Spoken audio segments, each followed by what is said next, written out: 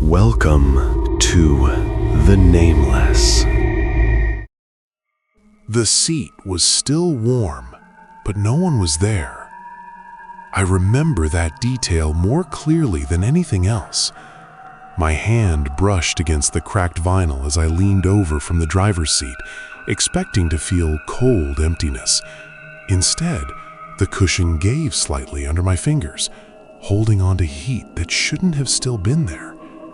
The passenger door was closed, the windows were up, the road ahead was empty, and I was alone.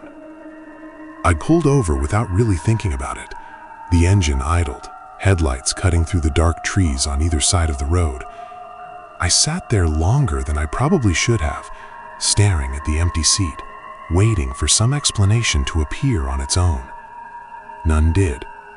Eventually, I drove on, but I didn't turn the radio back on. I didn't want anything filling the silence. This happened a few years ago, back when I was driving nights for extra money. I lived in a small town that most people pass through without stopping. There wasn't much there. One grocery store, a couple of bars, and long stretches of road connecting it to places that mattered more. I worked days at a warehouse, but the pay wasn't great, so I took late-night delivery shifts for a regional courier service.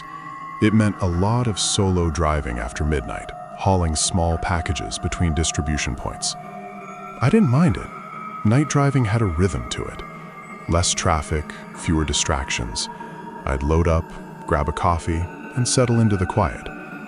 Most nights were uneventful. The route I took most often cut through a long, wooded highway that locals avoided after dark if they could help it. It had a reputation. Nothing official, just stories. Accidents that happened too often in the same spots. People swearing they saw things standing on the shoulder that vanished when headlights got close. I never paid much attention to that. Every road has stories if you listen long enough. That night started like any other. I left the depot a little after 11 p.m., heading east toward a drop-off an hour away. The weather was clear but cold. No wind, no rain. The kind of stillness that makes your ears feel like they're ringing. I remember noticing how empty everything felt, even for that hour. No cars behind me, none coming the other way. About 30 minutes in, I passed the old bus stop.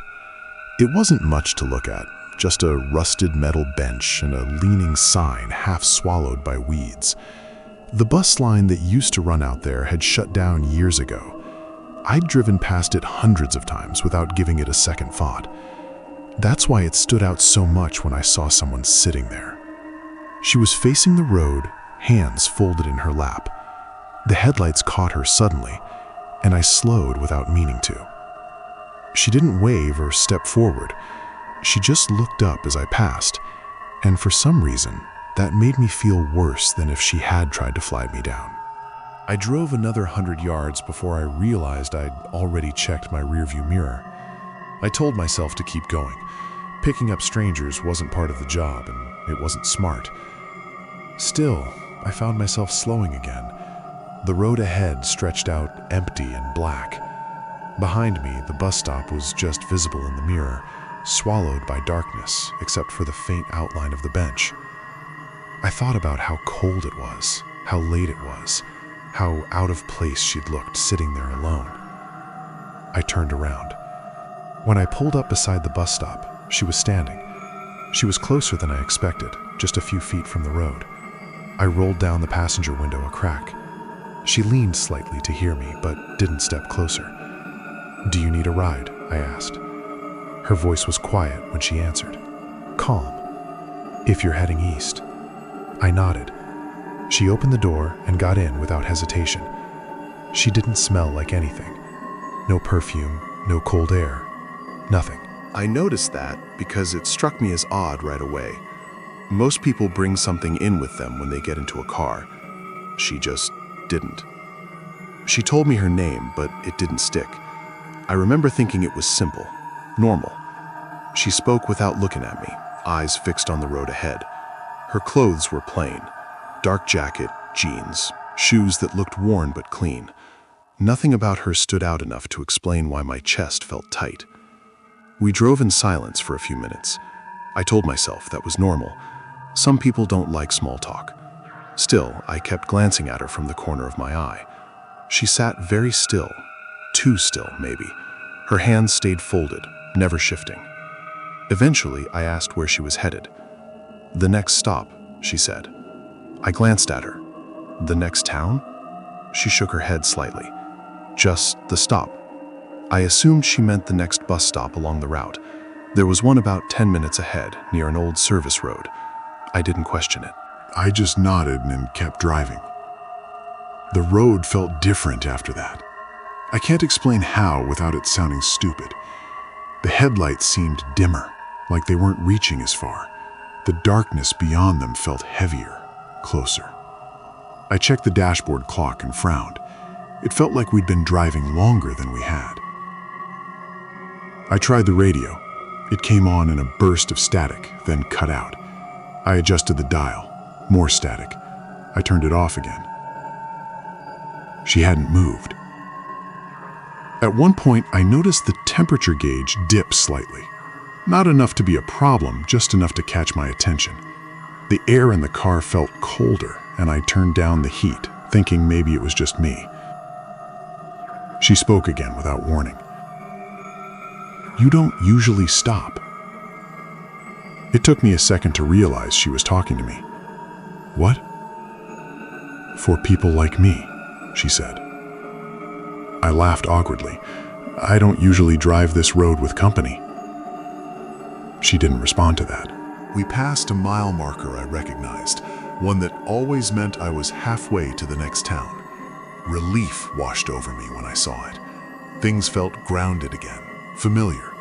I started to relax. That's when I realized I couldn't hear the engine anymore. The car was still moving. The speedometer said 55. "Is this the stop?" she asked. I looked ahead. The next bus stop appeared out of the darkness, exactly where it should have been. Same rusted bench, same leaning sign. No lights, no buildings nearby. "Yeah," I said, my voice thinner than I expected. "This is it." I slowed and pulled over. As soon as the car stopped, the engine sound returned all at once, loud in the sudden quiet. I hadn't realized how tense I was until that moment. I turned to tell her we'd arrived. The seat was empty. I stared at it, waiting for my brain to catch up. The door was still closed. The lock hadn't clicked. There was no movement, no sound of footsteps fading away. Just an empty seat, still indented, still warm. I got out of the car. My boots crunched softly on gravel. I walked around to the passenger side and opened the door. Cold air rushed in, sharp against my face. I looked around, half expecting to see her just out of sight, but there was no one there. The bus stop was empty. I stood there for a long time listening. The hum I'd heard earlier was gone. All I could hear was my own breathing. I didn't finish my route that night. I turned around and drove back the way I came, stopping once to throw up on the side of the road without really knowing why. I told my supervisor I felt sick. He didn't argue. For weeks after that, I avoided that highway. I took longer routes, made excuses. Eventually, I quit the night shifts altogether.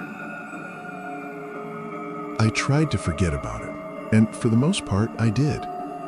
What brought it back was something small. I was cleaning out my car one afternoon, months later. I reached under the passenger seat to grab a crumpled receipt and felt something brush my hand.